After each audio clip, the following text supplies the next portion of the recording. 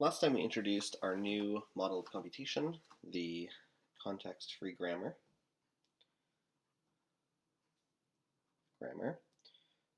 also known as a CFG, and that this describes the context-free languages,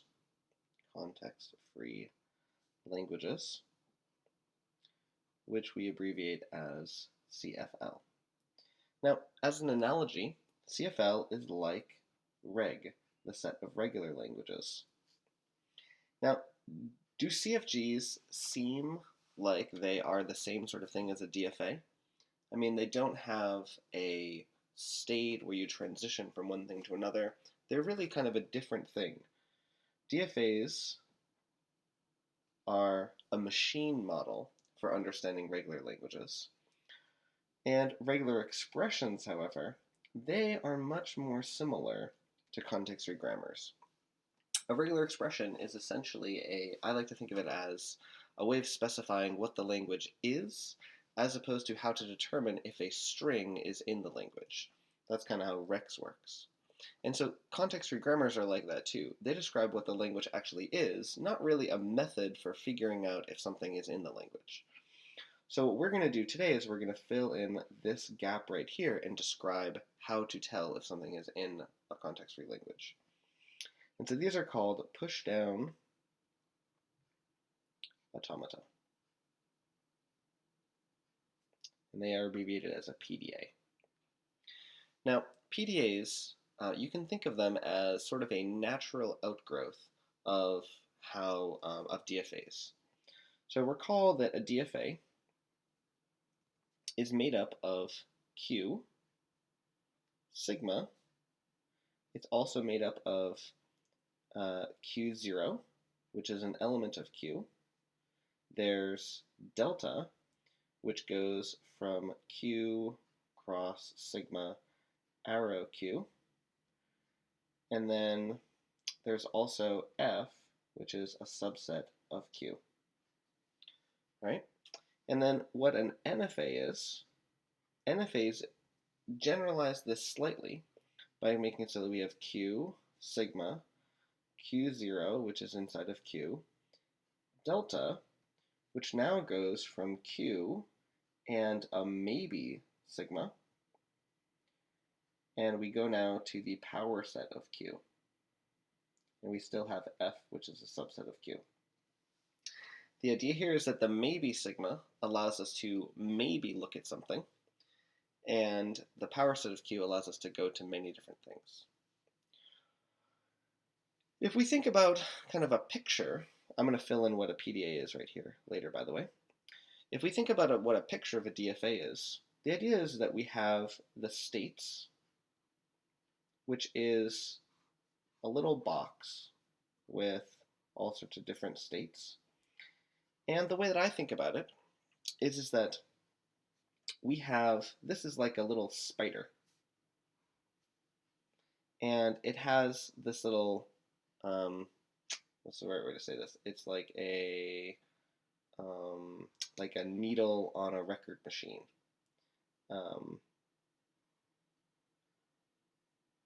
And this needle on the record machine, it is looking at the input.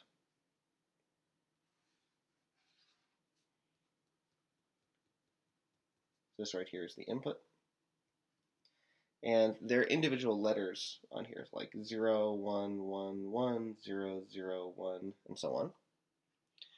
And the machine always goes in this direction. What happens is it looks at this thing, updates the states, and then moves over to the next thing, reads it.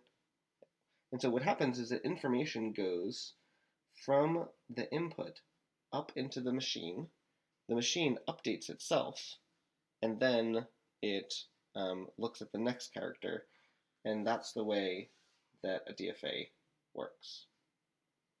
Just a little bit down. Okay. What PDAs do is they generalize this so that there's still a set of states, there's still a set of terminals, there's still a Q0, and there's still an F. So all of these are the same with PDAs. However, what we do is we add one more thing. We make it so that the machine has its own little area of information that it can modify. And this area is infinitely long. However, it's only allowed to look at the thing on the top. This is a stack. So what we do to describe the stack is we say that it is written with gamma as the language of, as the alphabet of the stack. So you can think about gamma as the things that are allowed to be written onto the stack. Now the delta function takes in q, it takes in maybe sigma, so it can maybe look at the input or maybe not, but it also gets maybe gamma.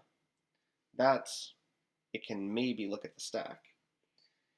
And then when it returns, it has the power set of q, because it can go to a new state, and, this is across, maybe gamma. The idea of this maybe gamma is that it might want to write something onto the stack.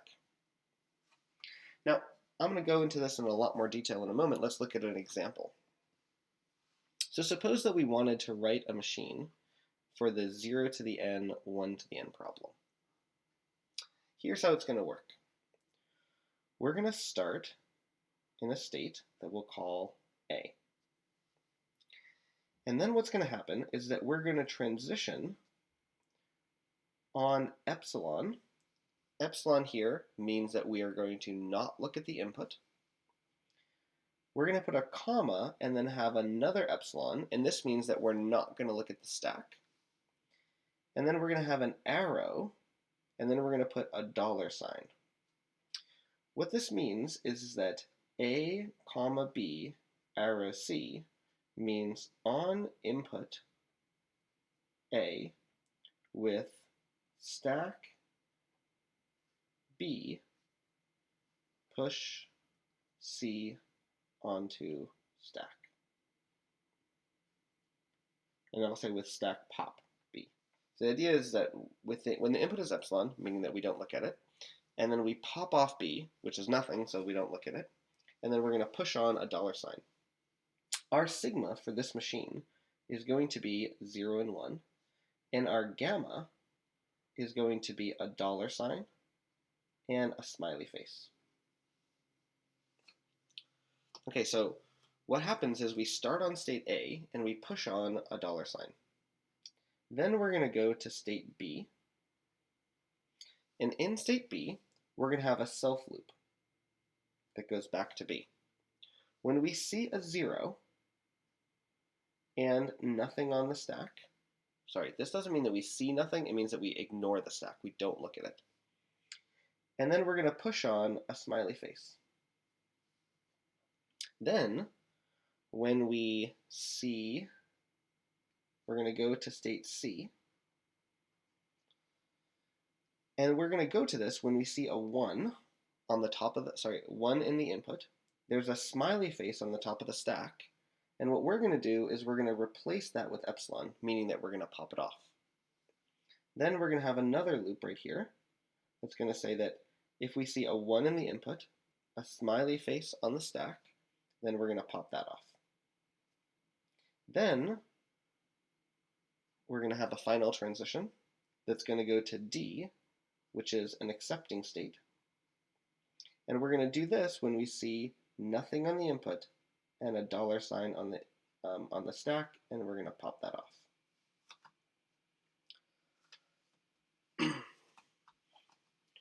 So the main thing that is different with PDAs when we draw them is that the transition labels are much more complicated. The labels say A, comma B, arrow C. Now, sometimes what we will do is we will leave off the B if it's going to be epsilon. But we don't always need to do that, but sometimes we will. So now what I'd like to do is go through the go through the rules. Actually, let's walk through running this right here. That's probably a good thing to do.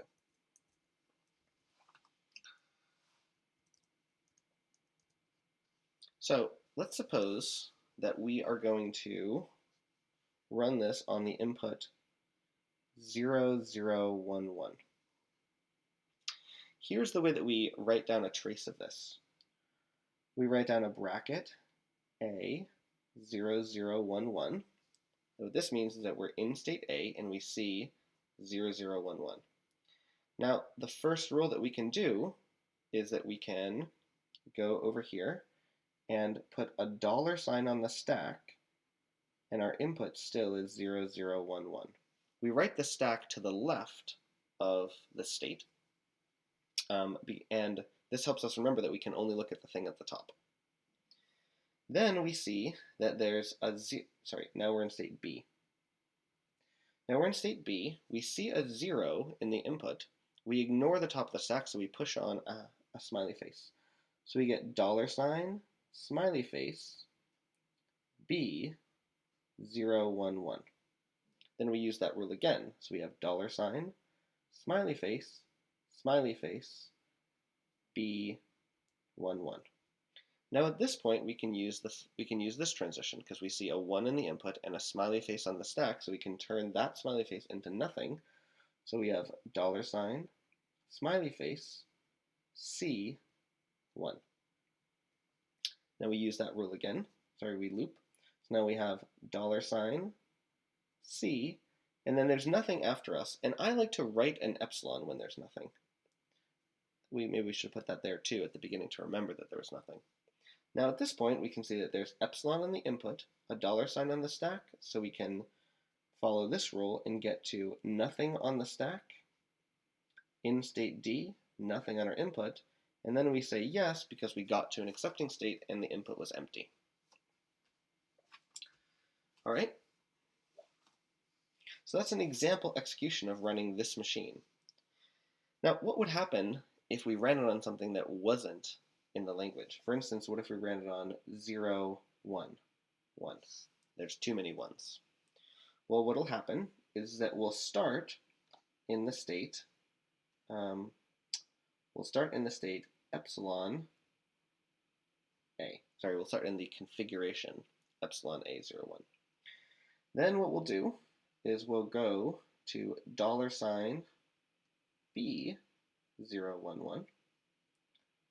Then we'll go to $smiley face B 1, 1.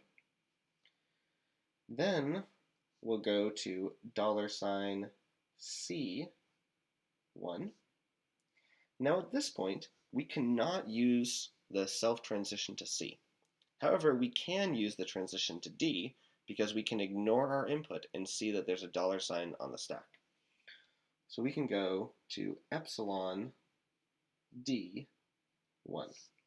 However, the input is not empty, so therefore we don't stop.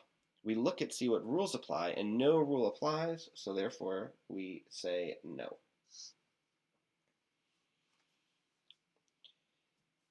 What if we had too many zeros?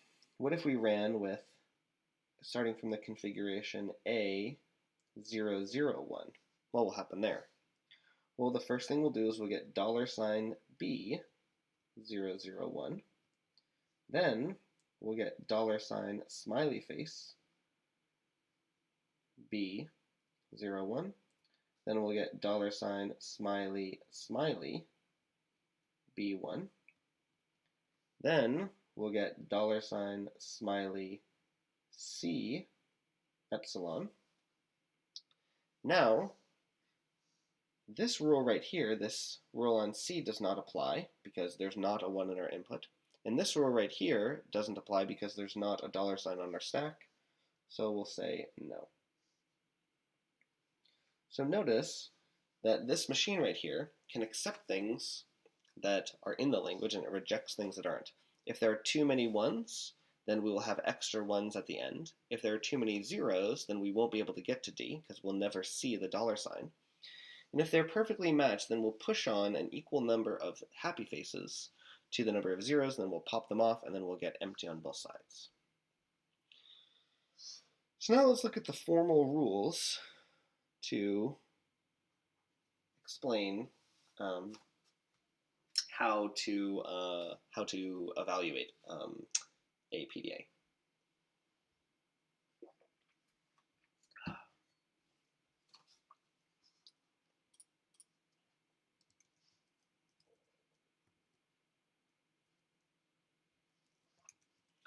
So recall that a PDA is defined by Q, which is a finite set of states, sigma, which is an alphabet for the input. Then we have gamma, which is an alphabet for the stack. Then we have Q0, which is a member of Q, which is the start state. Then we have delta, whose type is Q. Then we have maybe sigma. Then we have maybe gamma. And then we return the power set of Q cross maybe gamma. Then we have F, which is a subset of Q, which are the accept states. And this is a PDA-P. So we say that W is inside of the language of a P if and only if you start from epsilon Q0 W, then you can transition over and over and over again and eventually get to some string x where you're in QF with epsilon in front of you, where I'll write such that instead.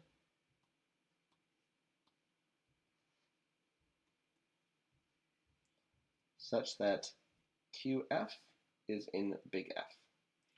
And here, W is inside of sigma star, and X is inside of gamma star, because this X right here is what is left over on the stack afterwards. Now, what is this relation right here? Well, it's the reflexive transitive closure using the following main rules. The first rule says that if we are in state, actually there's not, I shouldn't say the main rule, there's not the first rule, there's only one rule. So there's one rule and it says the following. It says if you are in state Qi and the string in front of you is CW and the string behind you is beta alpha, then you can transition to beta gamma, that's a lowercase gamma, QJ, W in front of you, if the following is true. Actually, I'm going to move this over. I'm going to move it over like this, so we can write some stuff on the side after. All right. If delta of Qi C alpha contains Qj lowercase gamma, where beta is inside of gamma star, alpha is inside of maybe gamma, so that means it's either a gamma or empty, Qi is inside of Q, C is inside of maybe sigma, W is inside of sigma star, and lowercase gamma is inside of maybe gamma, and Qj is inside of Q. So the idea here is that if we are in a configuration where we're in state Qi, the stack is beta followed by alpha at the top. The string in front of us is C and then W. Then what we're going to do is we're going to call the delta function with Qi, with C, and with alpha, and that's going to return some set. Then we're going to look in that set, and if Qj gamma is inside of it, that means that we are allowed to transition to beta gamma Qjw. Now notice that PDAs are non-deterministic because the delta function could return many different things. We haven't seen an example of doing that yet. We'll look at that next time. So this is a summary about how PDAs work. PDAs are intended, so our goal is for PDAs to represent an algorithm for accepting CFLs. In other words, we would like it to be the case that PDAs and context-free grammars are equivalent. The only way to do that, however, is to prove the following two theorems. We need to prove that for all P inside of PDA, there exists a G inside of the context-free grammars where the language of P is equal to the language of G.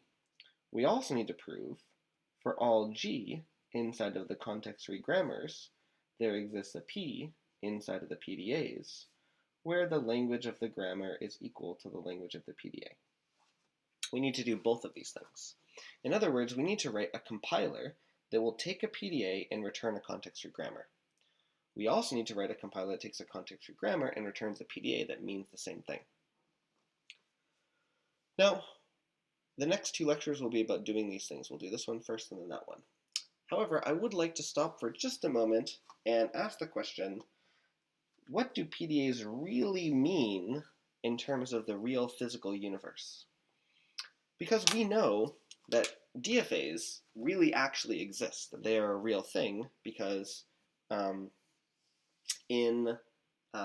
like every computer that we know about has some amount of physical memory, and when it looks at an assembly instruction, it updates what it's doing, it updates its state, and then that totally determines the control and behavior of the computer.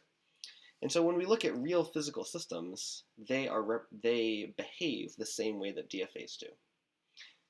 PDAs have a part of them that behaves the same way as a DFA, but it also has this stack thing, which is this potentially infinite amount of information. Now, the thing is that every time we run a PDA, it's not the case that this stack will only see a finite amount of information. With this particular one that we showed, it will only use as much stack as there are zeros, plus 1. But we could make PDAs that behave very badly, like that don't do that. For instance, I could write the following PDA. So here's the start state, A, and what it does is it loops on epsilon, ignores the stack, and pushes on an unhappy face onto the stack. And then that's the entire machine. So this PDA right here runs forever because it never reads any input, and it uses an infinite amount of memory because it just keeps pushing on unhappy faces onto the stack. So we can write PDAs that use arbitrary amounts of memory in the stack. And so a question is, like, can we really actually make a stack somewhere in the universe? Could we really make one? I think that to make one, we would have to have some sort of infinite storage space that we could put things into and then read back whatever like the last thing that we put into it was. I think it would be very cool if like black holes worked this way, because you can push stuff in. Apparently you can push in an infinite amount of stuff. And then we know that the stuff that goes in eventually comes out in the form of Hawking radiation. Although, I don't really know enough about physics to know if there's any ordering to how it comes out, or if the information's all there. Supposedly, there's this thing called like the Holograph Theorem or something like that, that all the information that went into the black hole is on the surface of it. So it's kind of like a hologram, because 3D information went in, and there's a 2D amount of information on the surface of the black hole. But anyways, as far as we know, we can't actually build PDAs.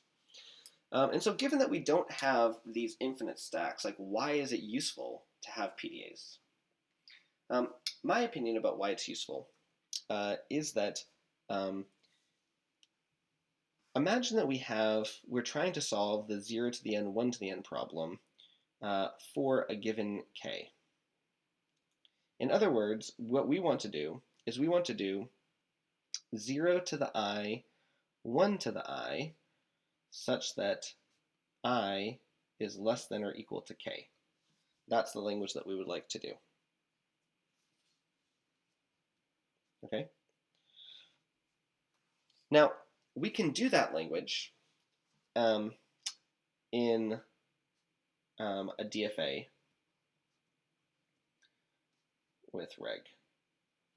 Actually, in reg with a DFA. Okay? For example, suppose that k was equal to 2. In that case, what we would do is we'd say, well, you come in, and you're in an accepting state, because it's epsilon. That means I is 0. Then when you see a 0, you go to this state. When you see a 0, you go to this state. When you see a 1, you go here. When you see a 1, you go here, and then that's accepting. And then any other thing that you saw, a 1 here, a 1 here, a 0 here, a 0 here, or a 0 or a 1 here, would go to this state, which loops on 0, 1, and is rejecting. So this machine right here solves this thing for k equals 2. And I hope that you can imagine how a machine would look to solve this for any other k. Oh, actually, I made a mistake.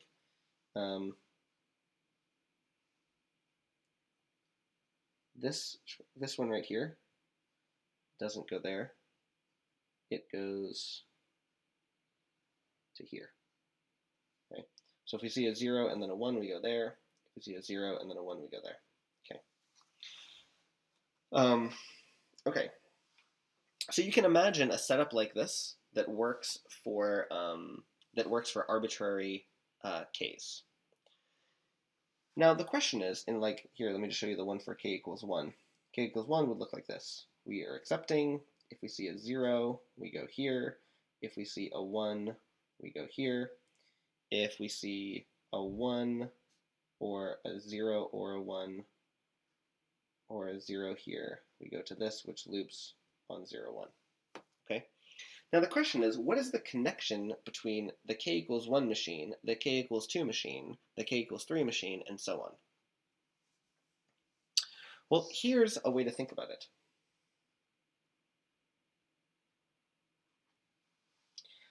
The k equals 1 machine is a PDA with a stack limited to size 2.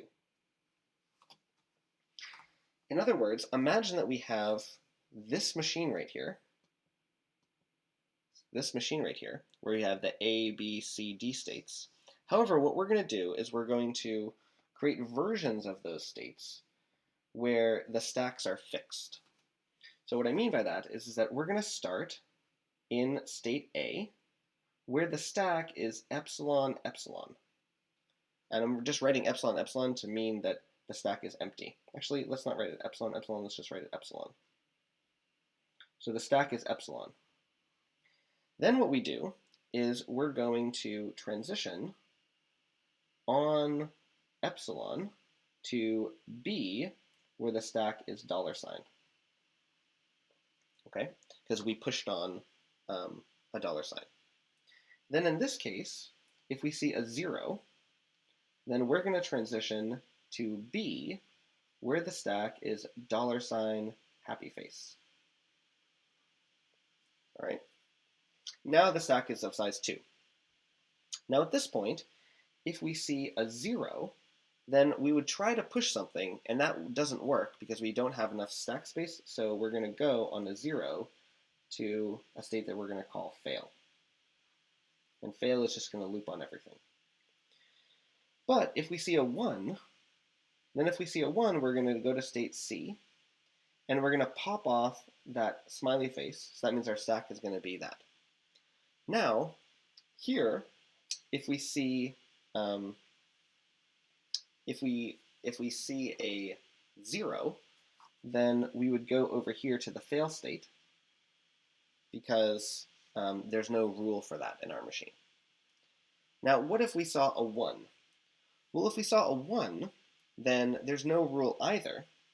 And the reason why there's no rule either on a 1 is because in our original machine, the only way we can see a 1 is if the stack also has a happy face. So therefore, but we know that in this state there is no happy face, so we go 1. But there is a $sign on the stack, so that means that we can have an epsilon transition over to the D state where the stack is empty, and the D state with an empty stack is always an accepting state. Notice that this picture right here is exactly the same picture as this one, except with the epsilon transitions. So in other words, that PDA that I described that has the 4 states, we can think of this as like a schematic for building a version of 0 to the n, 1 to the n, for arbitrary k, 0 to the I, 1 to the I, where I is less than k, for arbitrary k. So what this PDA does is it represents the general idea of DFAs like these two. In other words, this PDA is like an algorithm where an algorithm can then be specialized to a particular kind of program. So in the same way that if I go on Wikipedia and I read about quicksort, I can read about how the idea of quicksort works, but it's not really a quicksort program. I then take that idea and I can then turn it into a C program, or I can turn it into a Java program. This PDA right here, we can't really run it because we don't actually have an infinite amount of memory to store the stack. However, we can look at this, and in fact, we can automatically derive a DFA that does exactly the same thing for some fixed memory size. So in this case, a PDA is actually like better than an algorithm as the way that we normally talk about it, because there is this automated process where we can automatically derive a DFA that does the same thing. So that is a reason why PDAs are useful in practice, because we often write our programs in a PDA-like language, and then what we want to do is we want to compile them down to the particular size stacks that we have available given the memory constraints of our actual machine. So with that, we'll end for today, and we'll start talking about these 2 theorems about how to show that PDAs and context-free grammars are equivalent next time.